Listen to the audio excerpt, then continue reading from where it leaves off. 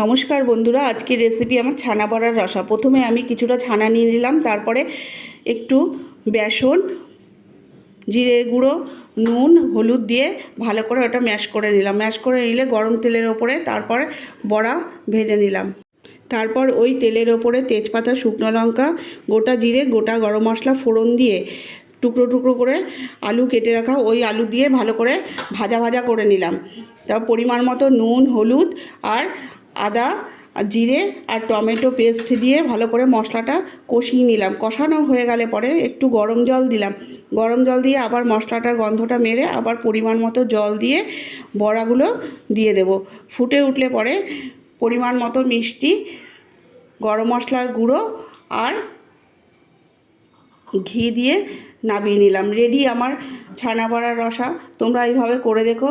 ভালো লাগলে like, comment, share করে আমার পাশে থেকো। আজ তবে যাই, দেখা হবে নেক্সট ভিডিওতে।